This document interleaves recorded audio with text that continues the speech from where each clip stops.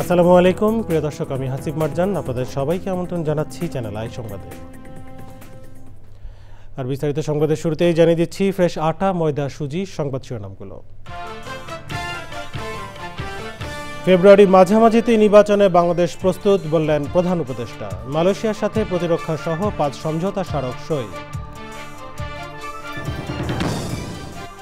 সময় ঘোষণা করা হলেও ফেব্রুয়ারিতে নির্বাচন হবে না বলছে এনসিপি। ঘোষণাপত্র ছাড় দিলেও জুলাই সনদে কোনো ছাড় না দেওয়ার হুঁশিয়ারি।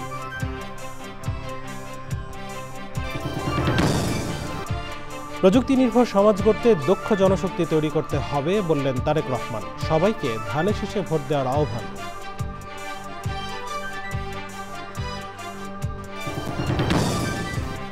শেখ হাসিনার পক্ষে মামলা পরিচালনায় জেড.আই খান পান্নার আবেদন নাকচ। ক্ষমতাচ্যুত প্রধানমন্ত্রীর মামলায় কেন আগ্রহ, ট্রাইব্যুনালের প্রশ্ন। এবং সবুজে সাজাই বাংলাদেশ স্লোগানে পাবনায় প্রকৃতি ও জীবন ক্লাবের বৃক্ষরোপণ। পরিবেশ প্রতিবেশের টেকসই উন্নয়নে সহায়ক হওয়ার প্রত্যাশা।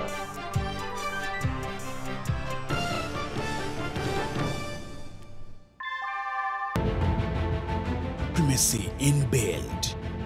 German technology, Bangladesh's first thermix rod, Salam Steel Thermax.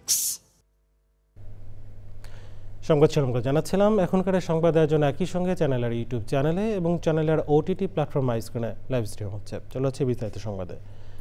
প্রধান উপদেষ্টা অধ্যাপক মোহাম্মদ ইউনূস বলেছেন, ফেব্রুয়ারির মাঝামাঝিতে জাতীয় নির্বাচন অনুষ্ঠানে প্রস্তুত বাংলাদেশ। মালয়েশিয়ার প্রধানমন্ত্রী আনোয়ার ইব্রাহিমের সঙ্গে দ্বিপাক্ষিক বৈঠক শেষে যৌথ সংবাদ সম্মেলনে তিনি বাংলাদেশে বিনিয়োগের জন্য মালয়েশিয়ার ব্যবসায়ীদের আহ্বান জানিয়েছেন। বৈঠকে দুদেশের প্রতিরক্ষা সহযোগিতা সহ বেশ কয়েকটি বিষয়ে 5টি সমঝোতা স্মারক ও 3টি নোট বিনিময় হয়েছে। রিপোর্টে বিস্তারিত জানাচ্ছেন মোস্তফা মল্লিক। মালয়েশিয়ার প্রধানমন্ত্রী আনোয়ার ইব্রাহিমের আমন্ত্রণে অন্তর্বর্তী সরকারের প্রধান উপদেষ্টা অধ্যাপক মোহাম্মদ ইউনূসের 3 দিনের রাষ্ট্রীয় সফর। প্রথম দিন মালয়েশিয়ার প্রধানমন্ত্রীর নেতৃত্বে মালয়েশিয়ার প্রতিনিধি দল এবং অধ্যাপক ইউনূসের নেতৃত্বে বাংলাদেশ প্রতিনিধি দলের বৈঠক। পুত্রজায়ায় অধ্যাপক ইউনূস পৌঁছলে তাঁকে স্বাগত জানান মালয়েশিয়ার প্রধানমন্ত্রী আনোয়ার ইব্রাহিম। সে সময় প্রধান উপদেষ্টাকে লাল গালিচা সংবর্ধনা দেয়া হয়। এরপর দ্বিপাক্ষিক বৈঠকে বাংলাদেশ ও মালয়েশিয়ার মধ্যে 5টি সমঝোতা স্মারক সই এবং 3টি নোট বিনিময় হয়েছে। উচ্চশিক্ষা ও হালাল অর্থনীতিতে সহযোগিতা এবং কূটনীতিকদের প্রশিক্ষণ বিষয়ে নোট বিনিময় হয়। এছাড়া প্রতিরক্ষা সহযোগিতা, তরল প্রাকৃতিক গ্যাস সরবরাহ, এলএনজি অবকাঠামো, পেট্রোলিয়াম পণ্য ও সংশ্লিষ্ট অবকাঠামো খাতে সহযোগিতা সহ বেশ কয়েকটি বিষয়ে সমঝোতা স্মারক সই হয়েছে। এরপর অধ্যাপক ইউনূস ও আনোয়ার ইব্রাহিমের মধ্যে একান্ত বৈঠকও হয়। পরে যৌথ সংবাদ সম্মেলনে প্রধান উপদেষ্টা বলেন, বাংলাদেশ ঘুরে দাঁড়ানোর চেষ্টা করছে। নানা কারণে মালয়েশিয়ার সঙ্গে আমাদের খুব কাছের সম্পর্ক। বিশেষ করে বহু বাংলাদেশি এখানে কাজ করছে। বাংলাদেশের অর্থনীতি ঘুরে দাঁড়ানোর চেষ্টা করছে। এখন পর্যন্ত দেশ সঠিক পথেই আছে। অর্থনীতি ও প্রতিষ্ঠানগুলো পুনঃপ্রতিষ্ঠিত হয়েছে। আগামী সংসদ নির্বাচন নিয়ে বাংলাদেশ প্রস্তুত বলেও জানান তিনি। এখন আমরা নির্বাচনের জন্য প্রস্তুত। আসছে ফেব্রুয়ারির মাঝামাঝিতে নির্বাচন অনুষ্ঠানের মাধ্যমে নতুন সরকার প্রতিষ্ঠিত হবে। বাংলাদেশের কার্যক্রম স্বাভাবিকভাবে চলবে। বাংলাদেশে শান্তি প্রতিষ্ঠায় অধ্যাপক ইউনূসের গুরুত্বপূর্ণ ভূমিকা রয়েছে বলে মন্তব্য করেছেন মালয়েশিয়ান প্রধানমন্ত্রী আনোয়ার ইব্রাহিম। বাংলাদেশের শান্তি এবং নিরাপত্তায় ইউনূসের অবদান রয়েছে। মালয়েশিয়ার সঙ্গে বাংলাদেশের বিনিয়োগ, বাণিজ্য, সংস্কৃতি ও শিক্ষার সহযোগিতা অব্যাহত রয়েছে। এটা আরও বাড়বে। পরে মালয়েশিয়ার ব্যবসায়ীদের সঙ্গে বৈঠক করেন প্রধান উপদেষ্টা অধ্যাপক ডক্টর মোহাম্মদ ইউনূস। বৈঠকে বাংলাদেশে বিনিয়োগের আহ্বান জানিয়ে তিনি বলেন, অন্তর্বর্তী সরকার দেশকে ব্যবসা বান্ধব করতে নানাবিধ পদক্ষেপ গ্রহণ করেছে। অতীতে ব্যবসা প্রত্যাশা অনুযায়ী না এগুলেও এখন অনেক কিছুই নতুনভাবে গড়ে উঠছে বলেও জানান তিনি। So I talk about inviting you to come to Bangladesh. We're inviting you of this excitement. What can be done? Mostafa Mallik, Channel I, Dhaka. নির্বাচনের সময় ঘোষণা করা হলেও ফেব্রুয়ারিতে নির্বাচন হবে না বলছে এনসিপি। ঘোষণাপত্রে ছাড় দেওয়া হলেও জুলাই সনদে 1% ছাড় দেওয়া হবে না বলে হুঁশিয়ারি দিয়েছেন এনসিপির নেতারা। রাজধানীতে আন্তর্জাতিক যুব দিবস অনুষ্ঠানে সার্জিস আলমের বিরুদ্ধে মামলা জাতির জন্য সিগন্যাল জানিয়ে এনসিপির নেতারা একটি গোয়েন্দা সংস্থার সমালোচনা করে বলেন, মিডিয়া আগের রূপে ফিরে আসতে চাইছে। আরও জানাচ্ছেন রিয়াজ ইসলাম। আন্তর্জাতিক যুব দিবসে রাজধানীর কৃষিবিদ ইনস্টিটিউশনে জাতীয় যুব শক্তির যুব সম্মেলন। বিএনপি, জামায়াত ও এবি পার্টি সহ বিভিন্ন রাজনৈতিক দল এবং তাদের ছাত্র সংগঠনের নেতারা সম্মেলনে বক্তব্য রাখেন। সম্মেলনে নির্বাচন, গণমাধ্যম এবং একটি গোয়েন্দা সংস্থার সমালোচনা করেন জাতীয় নাগরিক পার্টি এনসিপির নেতারা। ইলেকশনের ডেট ঘোষণা হয়েছে, ফেব্রুয়ারিতে নির্বাচন হবে। ফেব্রুয়ারিতে নির্বাচন হবে না, যথেষ্ট সহ্য করেছি। বাংলাদেশে যদি ডিজিএফআই থাকতে হয় অবশ্যই এটা সংস্কার করতে হবে।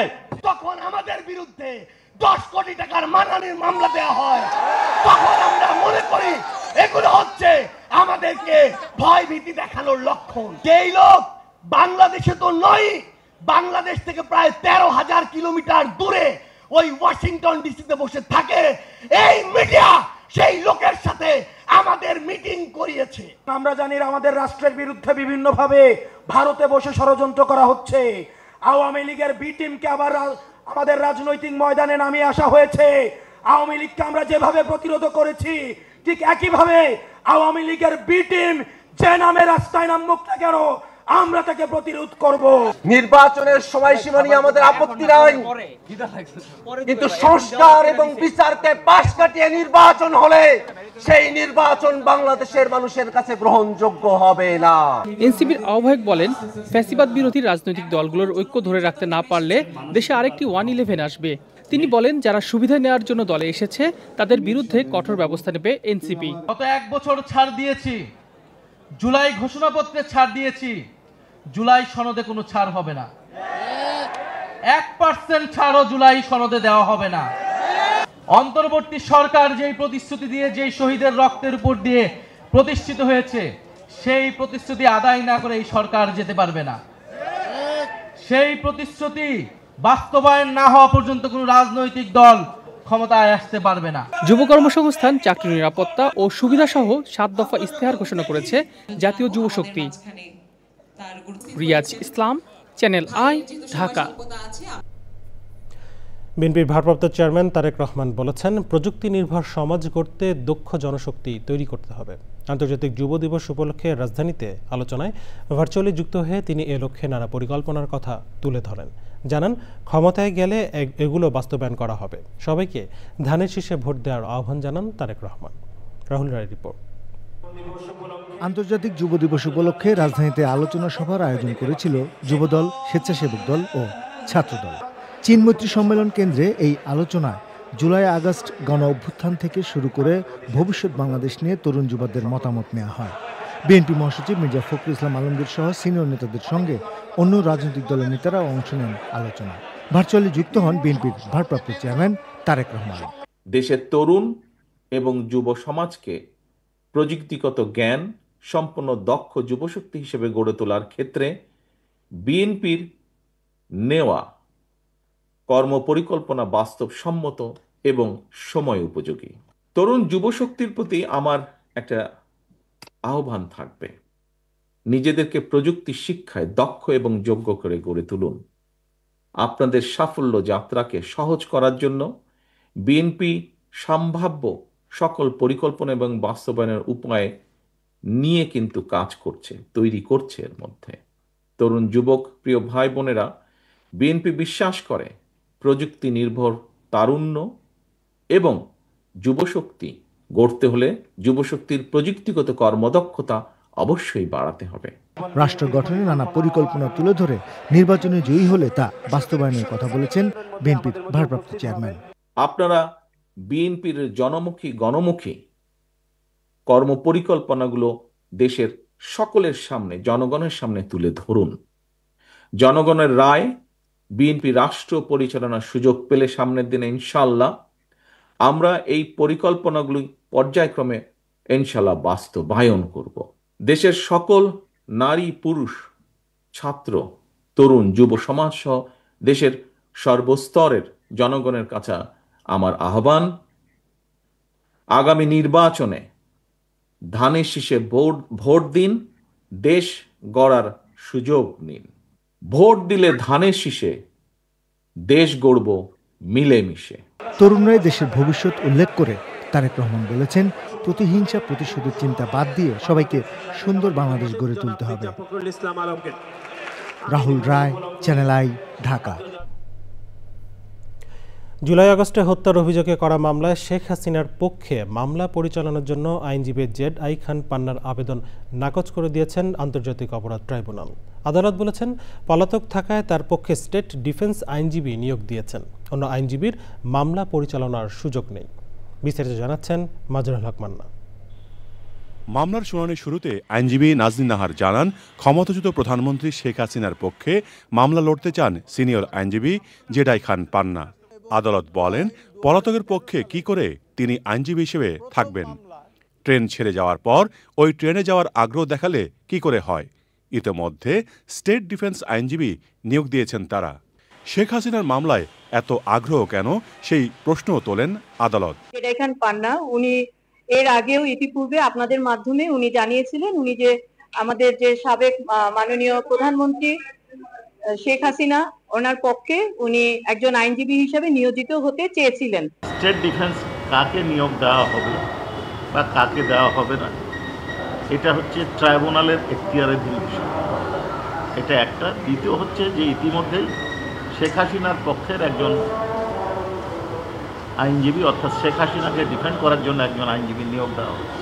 কাজেই এই পর্যায়ে বা এই কারণে তার আবেদন বিবেচনা করার কোনো সুযোগ নেই। 24-এর গণঅভ্যুত্থান চলার সময় সাভারে ইয়ামিন সহ 22 জনকে হত্যার অভিযোগে করা মামলায় 15 জন আসামির মধ্যে জাকির হোসেন ওরফে মামা জাকির সহ 7 জনকে, এছাড়া হেফাজতের সমাবেশে হত্যার ঘটনায় করা মামলায় 21 আসামির মধ্যে সাবেক স্বরাষ্ট্র প্রতিমন্ত্রী শামসুল হক টুকু ও সাবেক সেনা কর্মকর্তা জিয়াউল আহসান সহ 4 জনকে হাজির করা হয়। সাভারের হত্যাকাণ্ড, সেখানে সম্ভবত 22 জনকে হত্যা করা হয়েছে, আরও তদন্ত চলছে। ইনভেস্টিগেশন রিপোর্ট দাখিলের জন্য 14 সেপ্টেম্বর ধার্য করেছেন। আর শাপলা হত্যাকাণ্ডের জন্য আমরা 3 মাস সময় চেয়েছিলাম, অনারেবল ট্রাইব্যুনাল সন্তুষ্ট চিত্তে এই সময় মঞ্জুর করেছে। এদিকে চানকারপুলে শিক্ষার্থী আনাস সহ 6 জনকে হত্যার ঘটনায় মানবতাবিরোধী অপরাধের মামলায় মঙ্গলবার 2 জন সাক্ষী দেন।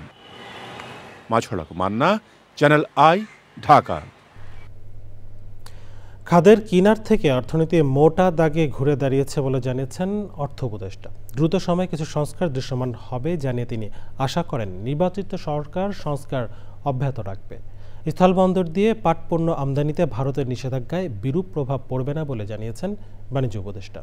বিস্তারিত জানাচ্ছেন রফিকুল বাশার। অন্তর্বর্তী সরকারের 1 বছরে দেশের অর্থনীতির সামগ্রিক অবস্থা তুলে ধরতে অর্থ মন্ত্রণালয়ের সংবাদ সম্মেলন।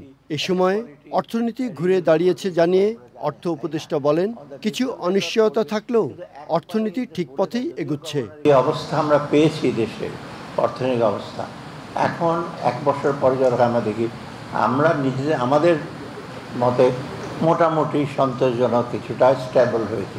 মূল্যস্ফীতি প্রায় 14% ছিল জুলাই মাসে, এখন 8.55। রিফর্মটা কিন্তু আমরা যেটা কটা করব সেটা তো ফেব্রুয়ারির মধ্যে কিছু কিছু আমরা করবো, যেগুলো ইমিডিয়েটলি করা দরকার, যা কতগুলো একটু মিড টার্ম লং টার্ম হবে, সেগুলো কিন্তু আমরা হয়তো কিছুটা ছোঁয়া রেখে যাব রিফর্মের উপরে। বাকি আগামীতে যে সরকার আসে, যে আপনার নির্বাচিত সরকার, তারা করবে। 2025-26 অর্থ বছরে $63.50 বিলিয়ন রপ্তানির লক্ষ্য নির্ধারণ করেছে বাণিজ্য মন্ত্রণালয়। স্থলপথে ভারত পাটপণ্য আমদানিতে নিষেধাজ্ঞা দিলেও বাংলাদেশের রপ্তানিতে কোনো প্রভাব পড়বে না বলেন বাণিজ্য উপদেষ্টা। আমাদের দপ্তর থেকে ভারতের বাণিজ্য মন্ত্রীকে আমরা একটা চিঠি দিয়েছি, একটা দ্বিপাক্ষিক আলোচনার উদ্দেশ্যে। আমরা এখনো কোনো জবাব পাইনি ওনাদের কাছ থেকে, বাট অফকোর্স এটা ওনাদের পার্টিসিপেশনসের উপরে নির্ভর করে। অর্থ উপদেষ্টা জানান, বাংলাদেশ থেকে গত 15 বছরে 12টি দেশে টাকা পাচার হয়েছে, তবে বিদেশ থেকে অর্থ ফেরত আনা কঠিন বলে মন্তব্য করেন অর্থ উপদেষ্টা। Rafiqul Bashar, channel I, Dhaka. ঢাকা বিশ্ববিদ্যালয় কেন্দ্রীয় ছাত্র সংসদ নির্বাচনের মনোনয়নপত্র বিতরণ শুরু হয়েছে, চলবে 18 আগস্ট পর্যন্ত। ভোটে লড়তে প্রথম দিন ভিপি পদে 2 জন সহ মোট 6 জন প্রার্থী মনোনয়নপত্র সংগ্রহ করেছেন। একই সঙ্গে হল সংসদের মনোনয়নপত্র বিতরণও শুরু হয়েছে। লুৎফর রহমান সোহাগের রিপোর্ট। 6 বছর পর আবার নতুন নেতৃত্বের অপেক্ষায় ঢাকা বিশ্ববিদ্যালয় কেন্দ্রীয় ছাত্র সংসদ। 9 সেপ্টেম্বরের নির্বাচনকে সামনে রেখে মঙ্গলবার শুরু হয় মনোনয়নপত্র বিক্রি। মনোনয়নপত্র সংগ্রহ করেন ডাকসু ও হল সংসদের দায়িত্ব পেতে ইচ্ছুক বেশ কয়েকজন শিক্ষার্থী। মনোনয়নপত্র বিতরণ কার্যক্রমের প্রথম দিনই বিতর্ক তৈরি হয়েছে নিষিদ্ধ সংগঠন ছাত্রলীগের সাবেক নেতা জুলিয়াস সিজার তালুকদারকে ঘিরে। ভিপি পদে প্রথম মনোনয়নপত্র নেওয়া এই শিক্ষার্থীকে ভোটার তালিকা থেকেই বাদ দেওয়ার দাবি উঠেছে। বিশ্ববিদ্যালয়ের বিধি মোতাবেক নিশ্চয়ই আমি ভোটার হওয়ার বা প্রার্থী হওয়ার উপযুক্ত, সেই জন্যই তো আমি বুঝতে পেরেছি বা তারাও আমাকে মনোনয়নপত্র দিয়েছে। আর যে বিষয়গুলো আমার বিরুদ্ধে অভিযোগ করেছে সেটা একটা প্রমাণিত সত্য নয়। নির্বাচন পরিচালনা কর্তৃপক্ষ বলছে, কোনো ভোটার বা প্রার্থীর বিরুদ্ধে ওঠা অভিযোগের প্রমাণ পেলে ব্যবস্থা নেওয়া হবে। যদি কারো নাম পাওয়া যায় অপরাধী তালিকার, তথ্য প্রমাণ যদি সত্যিকার হয়ে থাকে, তখন ভোটের আগ পর্যন্ত তাদেরকে ভোটার তালিকা থেকে বিরত রাখার ব্যবস্থা আছে। সবশেষ 2019 সালে ভোটে জিতে ডাকসুর নেতৃত্ব পেয়েছিলেন নুরুল হক নূর, গোলাম রাব্বানী ও সাদ্দাম হোসেন। লুৎফর রহমান সোহাগ, চ্যানেল আই, ঢাকা। অবৈধভাবে পাথর উত্তোলন আর পরিবেশ বিধ্বংসী বেপরোয়া লুটপাটে বদলে গেছে সিলেটের ভোলাগঞ্জ সাদা পাথর এলাকার চিত্র। পাথরের জায়গায় এখন শুধুই ধুলো আর বালির স্তূপ। স্থানীয়দের ভাষ্য, গত 2 সপ্তাহে অন্তত 100 কোটি টাকার পাথর লুট হয়েছে। সাদিকুর রহমান সাকির তথ্য ভিডিওচিত্রে রিপোর্ট করছেন মোশাহিদ রনি। সিলেটের ভোলাগঞ্জের নামেই মানসপটে ভেসে ওঠে ছড়িয়ে ছিটিয়ে থাকা পাথরের সৌন্দর্য।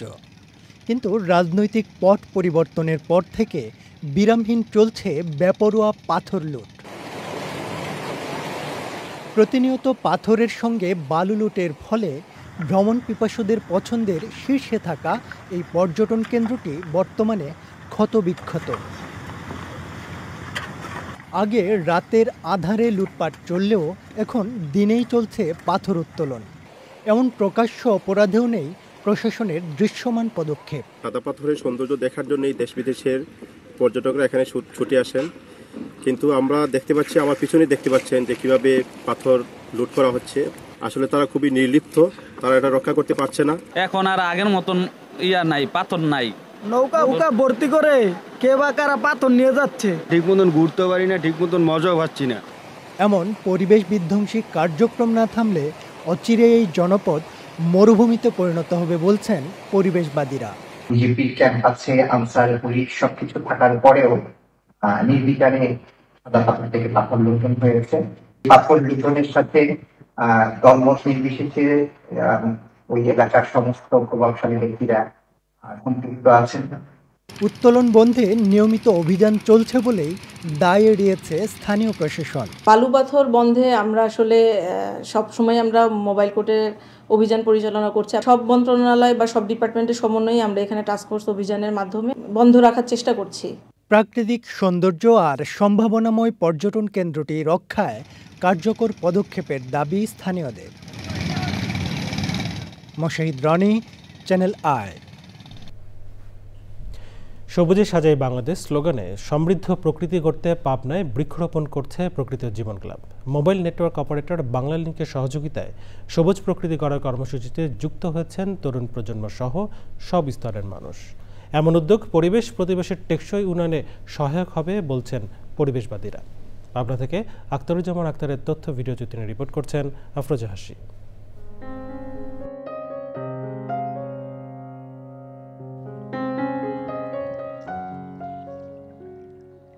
বৈচিত্র্যপূর্ণ পরিবেশ ও প্রতিবেশের জেলা পাবনায় একদিকে যেমন রয়েছে চলনবিল, ফসলি জমি, তেমনি রয়েছে শিল্পাঞ্চলও। তবে প্রয়োজনের তুলনায় নেই বনাঞ্চল। পরিবেশগত ভারসাম্য রক্ষায় বাংলালিংকের সহযোগিতায় সারা দেশের মতো পাবনায়ও প্রকৃতি ও জীবন ক্লাবের বৃক্ষরোপণ ও বিতরণ কর্মসূচি। সবুজে সাজাই বাংলাদেশ এই প্রতিপাদ্যে পাবনা জেলায় বৃক্ষরোপণ কর্মসূচি পালন করেছে প্রকৃতি জীবন ক্লাব। আমরা যদি সঠিকভাবে আমাদের এই বৃক্ষরোপণ করি আমাদের বাড়ির আশেপাশে, তাহলে কিন্তু এই যে এসির যে ব্যবহার, সেই ব্যবহার কিন্তু 30% কমানো সম্ভব। এবং এই কাজটি করতে হলে কিন্তু আমাদের কিন্তু প্রচুর গাছ লাগাতে হবে আমাদের সারা বাংলাদেশে। বাংলাদেশটাও শীতল থাকবে, আমাদের বাড়িঘর শীতল থাকবে এবং আমাদের এই পরিবেশ প্রকৃতিও ভালো থাকবে। আসুন আমরা এই বর্ষায় সারা বাংলাদেশটাকে সবুজে ছেয়ে ফেলি। সবুজায়ন উৎসবের আবেশে সেজে ওঠে Pabna collectorate public school and college. গাছ লাগিয়ে পরিবেশ বাঁচানোর চেষ্টা করি, আমরা কিন্তু আবার সবুজ সুলভ দেশ একটা করতে পারবো। এখান থেকে আমি নানা রকম ফল পাবো, আমার অবশ্যই অনেক ভালো লাগবে। গাছ না কেটে বেশি করে গাছ লাগাবো, গাছটিকে আমি যত্ন করব। এই প্রোগ্রাম মাধ্যমে বাংলাদেশে সবুজ বনায়নে একটা মুখ্য ভূমিকা পালন করতে পারবো এবং বাংলা লিঙ্ক আপনাদের সাথে থাকবে আশা করি। প্রকৃত জীবন ক্লাব সারা দেশে যে কাজ করে যাচ্ছে তাদেরকে আমার অন্তর থেকে অভিবাদন। পরিবেশের ভারসাম্য রক্ষায় সময়োপযোগী উদ্যোগকে স্বাগত জানান বিশিষ্টজনরা। সুন্দর অ্যারেঞ্জমেন্টে পাবনার বিশিষ্ট লোক সবাই আসছে এবং আমি খুব খুশি হয়েছি। এই পরিবেশকে, এই পৃথিবীকে সবুজময় রাখার জন্য এই ধরনের কর্মসূচির কোনো বিকল্প নেই। পরিবেশে ভারসাম্য বজায় থাকবে এবং অক্সিজেনের কোনো স্বল্পতা হবে না এবং সর্বোপরি একটি সুন্দর পরিবেশ গড়ে উঠবে, আপনার একটা ক্লিন এবং গ্রিন পাবনা গড়ে উঠবে। সম্মিলিত প্রচেষ্টায় সারা দেশ সবুজে ভরে উঠবে প্রত্যাশা সব মহলের। আফরোজা হাসি, চ্যানেল আই। এবারে রয়েছে আই স্পোর্টস।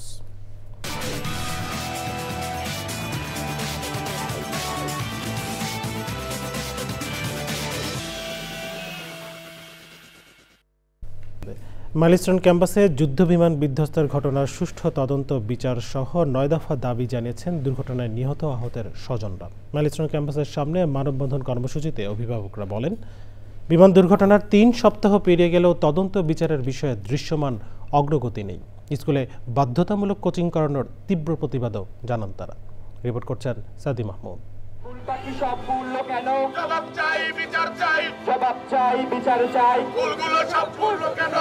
নানা কারণে মাইলস্টোন স্কুল অ্যান্ড কলেজে যুদ্ধবিমান বিধ্বস্তের ঘটনায় নিহত ও আহতের অভিভাবকদের মধ্যে ক্ষোভ বেড়েছে। 9 দফা দাবিতে স্কুলের সামনে মানববন্ধনে তারা। হতাহতের স্বজনদের দাবি ঘটনার সুষ্ঠু তদন্ত এবং বিচার নিশ্চিত করা, পাশাপাশি সরকারের পক্ষ থেকে প্রতিটি নিহত ও আহতের পরিবারকে ক্ষতিপূরণ দেওয়া, মাইলস্টোন সহ সব শিক্ষা প্রতিষ্ঠানে কোচিং বাণিজ্য বন্ধ ও কয়েকজন শিক্ষককে অপসারণের দাবি জানান তারা। আমাদের ভাই বা যারা গেছে তারা তো আর ফিরে আসবে না, কিন্তু তাদের উসিলায় ওদের যে কোচিং বাণিজ্যটা ওটার সামনে বের হয়ে আসছে। সারা বাংলাদেশের যত শিক্ষা প্রতিষ্ঠান আছে সবগুলোতেই আপনারা যা দেখবেন যে জোর করে বাধ্যতামূলক কোচিং দেওয়া হয়। আমরা এটা বন্ধ করতে চাই। আমাদের যে ক্ষতিটা হয়েছে আমাদের পাশে একটু সান্ত্বনা তো দিবে, সেটা দেয়নি। বাচ্চাদের খেলার বয়স ছিল, সেখানে আমাদের সমান ক্লাস করানো হইতো, যে 3:30 পর্যন্ত ক্লাস করানো হতো, কোচিং করানো হতো। কেন? ঘটনার দিনের সিসিটিভি ফুটেজ দেখানোর দাবিও জানান অভিভাবকরা। আপনাদের বাচ্চারা কিভাবে নিরাপদ বলেন, আমাদের আইমান হারাইছি, আপনারা সচেতন হন আপনাদের বাচ্চা নিয়ে। এই স্কুল কিভাবে একটা ইনস্টিটিউশনের পাশে গড়ে ওঠে ভাইয়া বলেন। আমরা বিচার চাইবো না ভাই, আমাদের বাচ্চাগুলো মারা গেছে। এখানে সরকারের রাষ্ট্রের দায় আছে, স্কুলের দায় আছে। স্কুল চাচ্ছে তাই স্কুল আমরা বাঁচাই, স্কুল বাঁচানোর আমরা কে ভাই? এই স্কুল বন্ধ হোক। আমার নাতিন আইমানের মতন এই যে বাচ্চাগুলোর জন্য আমরা সবাই দাঁড়াইছি, কই কয়লা পাইছে, কই একটু কথা বলতে পারছে, বাকি এরকম যাতে কোনো বাচ্চা না হয়। মাইলস্টোন স্কুল অ্যান্ড কলেজে সোমবার থেকে ক্লাস সহ শিক্ষা কার্যক্রম পুরোদমে শুরু হয়েছে। সাদি মাহমুদ, চ্যানেল আই, ঢাকা। দেখছেন চ্যানেলের সংবাদ। এ পর্যায়ে নিয়ে নিচ্ছি বিরতির পর ফিরে এলাম বিরতির পর। স্বাগত আর একবার চ্যানেল আই সংবাদে। সাবেক প্রধানমন্ত্রী বিএনপি চেয়ারপারসন বেগম খালেদা জিয়ার ছোট ছেলে ক্রীড়া সংগঠক আরাফাত রহমান কোকর 56তম জন্মদিন পালন করেছেন তেজগাঁও শিল্প থানা বিএনপির নেতাকর্মীরা। তার জন্মবার্ষিকী উপলক্ষে 24 ও 25 নম্বর ওয়ার্ড বিএনপি ও অঙ্গ সংগঠনের নেতাকর্মীরা দোয়া মাহফিলের আয়োজন করেন। অনুষ্ঠানের প্রধান অতিথি ছিলেন বিএনপি নেতা আনোয়ার হোসেন। সভাপতিত্ব করেন 24 নম্বর ওয়ার্ড বিএনপির সভাপতি মোহাম্মদ দেলোয়ার হোসেন।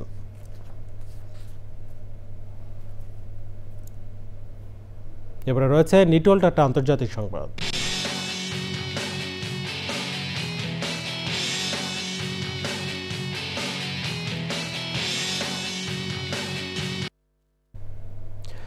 গাজায় আল জাজিরার 5 সাংবাদিক হত্যার প্রতিবাদে বিশ্বজুড়ে ইসরায়েল বিরোধী বিক্ষোভ হয়েছে। যুক্তরাজ্যের লন্ডন, জার্মানির বার্লিন, তিউনিসিয়ার তিউনিস ও ফিলিস্তিনের রামাল্লাহ সহ বিভিন্ন শহরে বিক্ষোভে অংশ নেন হাজারো মানুষ। সাংবাদিক হত্যার নিন্দা জানিয়েছে ইউরোপীয় ইউনিয়ন ও চীন, এমনকি ইসরায়েলের ঘনিষ্ঠ মিত্র হিসেবে পরিচিত জার্মানিও এর নিন্দা জানিয়েছে। হত্যাকাণ্ডের স্বাধীন ও নিরপেক্ষ তদন্তের আহ্বান জানিয়েছেন জাতিসংঘ মহাসচিব অ্যান্তোনিও গুতেরেস। জাতিসংঘ নিরাপত্তা পরিষদের মধ্যপ্রাচ্য বিষয়ক বিশেষ অধিবেশনে ইসরায়েলকে সমর্থন করে গাজায় গণহত্যাকে মিথ্যা বলে উল্লেখ করেছে যুক্তরাষ্ট্র। ভোরে গাজা ইসরায়েলি হামলায় আরও 12 জন নিহত হয়েছেন, অনাহারে মারা গেছেন আরও একজন শিশু। এ নিয়ে গাজায় অনাহারে মৃত্যু 222 জনে দাঁড়িয়েছে, যাদের 101 জনই শিশু। এবার আইস্ক্রিন সাংস্কৃতিক সংবাদ।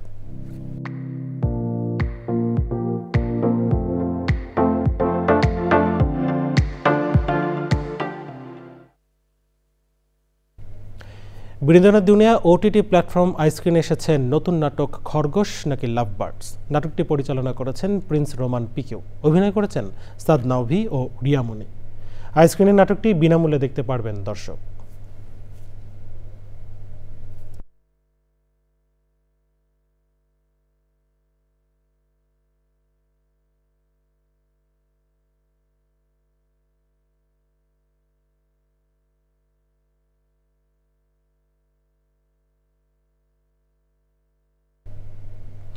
জানাবো কৃষি সংবাদ।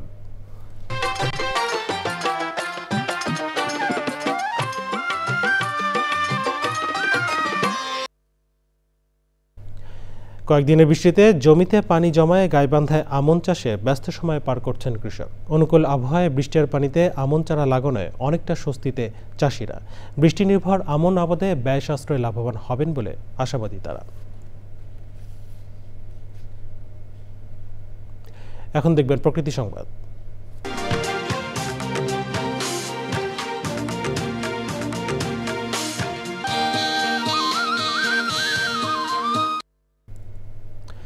মাতৃপ্রতি এবং স্মৃতি প্রতিপাদ্যে অন্যান্য দেশের মতো বাংলাদেশেও পালিত হচ্ছে বিশ্ব হাতি দিবস। বনভূমি ধ্বংস, খাদ্যের অভাব, রোহিঙ্গা ক্যাম্প এবং রেললাইনের কারণে বন্ধ হয়ে গেছে হাতির অনেকগুলো করিডর।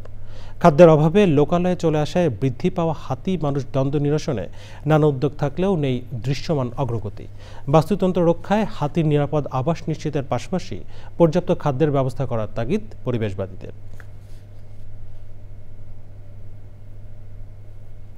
ঢাকা ব্যাংক পিএলসি বাণিজ্য সংবাদ।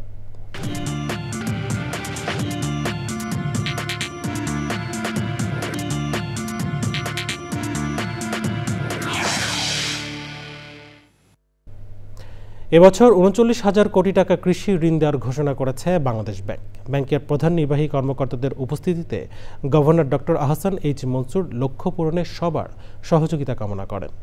কৃষি ঋণ যেন প্রকৃত কৃষক পায় তা নিশ্চিত করার কথা বলেন তিনি। প্রশ্নোত্তরে গভর্নর বলেন, কৃষি খাতে কার্যকরভাবে ইন্স্যুরেন্স চালুর বিষয়ে তার যথেষ্ট সন্দেহ আসে। কৃষি উৎপাদন নির্বিঘ্ন রাখতে কৃষকদের হয়রানি মুক্ত ঋণ দেওয়ার নির্দেশনা দেন গভর্নর। তিনি বলেন, সরকারের ভুল আমদানি নীতির ফলে মূল্যস্ফীতি নিয়ন্ত্রণে রাখা সম্ভব হয় না। বছরের শুরুতেই নীতি নির্ধারণ না করলে মূল্যস্ফীতি নিয়ন্ত্রণ কোনোভাবেই করা যাবে না। তিনি আরও বলেন, বাংলাদেশ প্রয়োজনীয় খাদ্য উৎপাদন হয় না, তাই আমদানি বন্ধ করা সম্ভব নয়। কেবল চালের মূল্য বৃদ্ধির কারণে জুলাই মাসে মূল্যস্ফীতি কমেনি বলে মন্তব্য করেন গভর্নর। আমি খুব একটা উৎসাহ নেই, কারণ আমাদের আসল বিমাই চলছে না। কৃষি বিমা ইনহেরেন্টলি রিস্কি এবং এটাকে ম্যানেজ করার মতো যে যোগ্যতা, যে ক্যাপাসিটি, এটা আমাদের ইন্স্যুরেন্স কোম্পানিগুলোর কোনোদিনও হবে বলে আমার মনে হয় না। আপাতত আগামী 10 বছর আমি কোনো সম্ভাবনা দেখছি। আমি বলবো না, করতে পারি, আমি খুব একটা ভবিষ্যৎ দেখছি। সংবাদ এই পর্যায়ে আবারও সময় হয়ে গেল বিরতি নেবার। বিরতির পর অন্যান্য সংবাদের সঙ্গে আরও যান। বিরতির পর আবারও আমন্ত্রণ চ্যানেল আই সংবাদে। দক্ষিণ পশ্চিমাঞ্চলের অন্যতম গুরুত্বপূর্ণ শিল্প ও বাণিজ্য কেন্দ্র যশোরের নোয়াপাড়ায় দখলদারিত্ব, চাঁদাবাজি ও বোমাবাজির মতো একের পর এক ঘটনায় চরম অস্থিরতা ও আতঙ্ক বিরাজ করছে। এসব ঘটনায় সবচেয়ে বেশি ক্ষতিগ্রস্ত হচ্ছেন স্থানীয় ব্যবসায়ী ও শ্রমজীবী মানুষ। ব্যবসা বাণিজ্য গুটিয়ে এলাকা ছাড়া হচ্ছেন অনেকে। প্রশাসন বলছে, আইনশৃঙ্খলা নিয়ন্ত্রণে রাখতে নিয়মিত অভিযান চলছে। যশোর প্রতিনিধি আকরাম জানের পাঠানো তথ্য ভিডিওচিত্রে রিপোর্ট করছেন সাদিয়া ওমর। যশোর জেলার অভয়নগর উপজেলায় ভৈরব নদীর তীরে অবস্থিত নোয়াপাড়া নৌবন্দর। এটি দেশের অন্যতম পুরনো নদীভিত্তিক ব্যবসায়িক কেন্দ্র। দেশের উত্তরাঞ্চল ও দক্ষিণ পশ্চিমাঞ্চলে সরবরাহকৃত রাসায়নিক সারের প্রায় ৭% আসে এই নৌবন্দর দিয়ে। কিন্তু গত কয়েক মাস ধরে সেখানে দখলদারি, চাঁদাবাজি, শীর্ষ ব্যবসায়ীদের প্রতিষ্ঠানে বোমাবাজি সহ নানা ঘটনাকে কেন্দ্র করে আতঙ্ক সৃষ্টি করেছেন দুর্বৃত্তরা। এতে চরম আতঙ্কিত ব্যবসায়ীরা। সবথেকে ন্যাক্কারজনক যে ঘটনাটা ঘটেছে সেটা আমাদের বাংলাদেশের সবথেকে বৃহৎ আমদানিকারক এবং বাংলাদেশ ফার্টিলাইজার অ্যাসোসিয়েশনের এক্সিস চেয়ারম্যান সাহেব তার অফিস কাম বাসভবনে পেট্রোল বোমা হামলা করা হয়েছে এবং বোমা হামলা করা হয়েছে। ক্ষমতা আধিপত্য বিস্তারের জন্য এখানে সরকার গ্রুপের মতো একটা বড় আমদানিকারক প্রতিষ্ঠান আজকে তারা নপাড়া থেকে ব্যবসা গুটিয়ে নিয়ে যাওয়ার মতো চিন্তা ভাবনা আজকে তারা চলে গেছে। আমরা চাই খুব দ্রুত সময়ের ভিতরে প্রশাসন এই সম্প্রতি যে ঘটনাগুলো ঘটেছে এর আসামিগুলো শনাক্ত করে দ্রুত এর সমাধান করবে এবং ব্যবসাটা সুস্থ পাবে। দ্রুত এর সুষ্ঠু সমাধান ও ব্যবসার অনুকূল পরিবেশ তৈরিতে প্রশাসনের হস্তক্ষেপ চান ব্যবসায়ীরা। আমরা বর্তমান নিরাপত্তাহীনতায় ভুগছি এবং আমাদের যে ব্যবসায়িক কার্যক্রম স্বাধীনভাবে এবং সেটা যে স্বাচ্ছন্দ্যের সাথে করতে হবে সেই উৎসাহটাই হারিয়ে ফেলেছি আমরা। পুলিশ বলছে আইন শৃঙ্খলা নিয়ন্ত্রণে পুলিশ জিরো টলারেন্সে আছে। নওয়াপাড়ার যে বিষয়গুলো ঘটনাগুলো ঘটেছে এটা সর্বোচ্চ সতর্ক দৃষ্টি রেখে এবং সর্বোচ্চ নিরাপত্তা ব্যবস্থা কিভাবে নেওয়া যায় সেটি লক্ষ্যে কাজ করছে। দেশের ব্যবসা বাণিজ্যের প্রসারের স্বার্থে সরকার নোয়াপাড়ার ব্যবসার পরিবেশ নিশ্চিতে কার্যকর পদক্ষেপ নেবে এমনটা প্রত্যাশা করে সংশ্লিষ্টরা। Sadia Omar, channel I. Liberal democratic party এলডিপির সভাপতি অবসরপ্রাপ্ত কর্নেল অলি আহমেদ বীর বিক্রম বলেছেন, নির্বাচন বিলম্বিত হলে তা স্বৈরাচারী হাসিনার জন্য সুবিধাজনক হবে, তাই নির্বাচন দ্রুত অনুষ্ঠিত হওয়া প্রয়োজন বলে মনে করেন তিনি। এলডিপি কার্যালয়ে আয়োজিত এক সংবাদ সম্মেলনে তিনি আরও বলেন, ফেব্রুয়ারিতে জাতীয় নির্বাচন নিয়ে কিছু রাজনৈতিক দল জাতির মধ্যে বিভেদ সৃষ্টির চেষ্টা চালাচ্ছে। অবাধ সুষ্ঠু নির্বাচন নিশ্চিত করতে দেশদ্রোহীদের গ্রেফতারের দাবি জানান তিনি।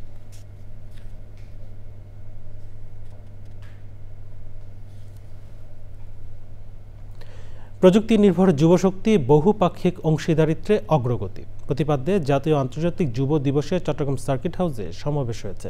প্রধান অতিথি ছিলেন Chittagong city mayor doctor Shahadat Hossain. তিনি বলেন, যুব সমাজে উদ্যোক্তার মনোভাব তৈরি করে প্রশিক্ষণ কর্মশালা শুরু করতে হবে।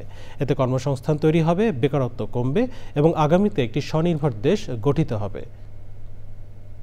সমাবেশ শেষে সফল আত্মকর্মী ও যুব সংগঠকদের মাঝে সম্মাননা সনদ ও ক্রেস্ট প্রদান করা হয়।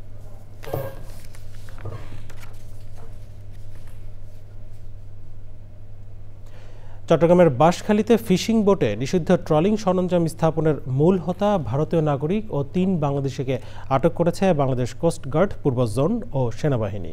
সংবাদ সম্মেলনে কোস্টগার্ড পূর্ব জোনের লেফটেন্যান্ট কমান্ডার অনিক মাহমুদ জানান, প্রায় ২৫ লাখ টাকা মূল্যের ৭টি অবৈধ ট্রলিং জাল, মাদকদ্রব্য ও নগদ ৭৩,০০০ টাকা সহ তাদের আটক করা হয়েছে।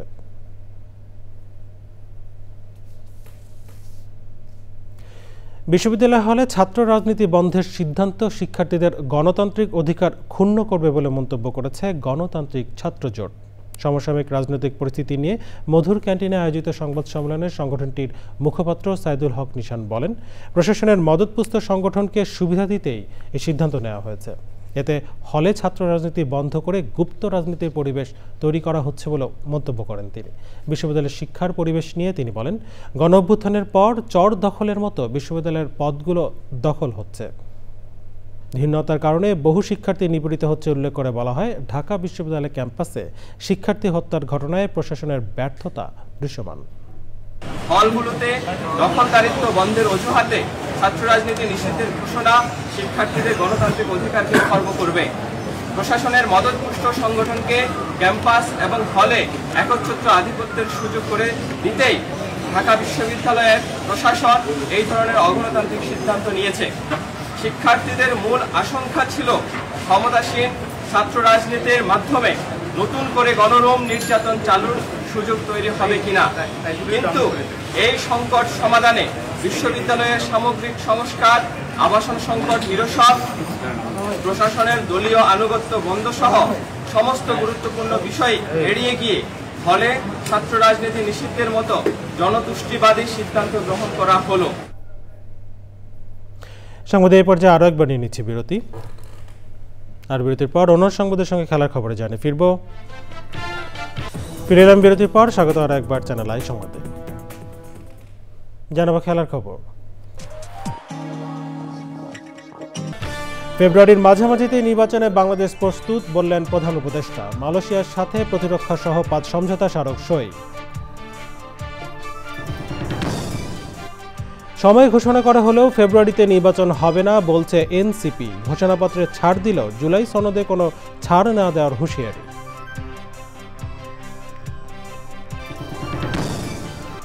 প্রযুক্তি নির্ভর সমাজ গড়তে দক্ষ জনশক্তি তৈরি করতে হবে বললেন তারেক রহমান। সবাইকে ধানে শীষে ভোট দেওয়ার আহ্বান।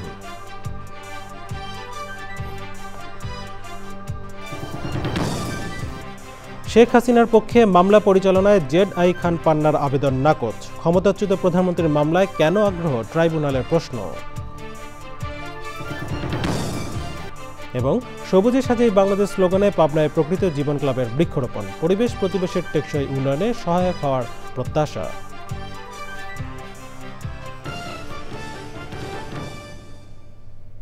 প্রিয় দর্শক, এই ছিল চ্যানেলের সংবাদের এখনকার আয়োজন। এতক্ষণ সাথে থাকার জন্য ধন্যবাদ সবাইকে।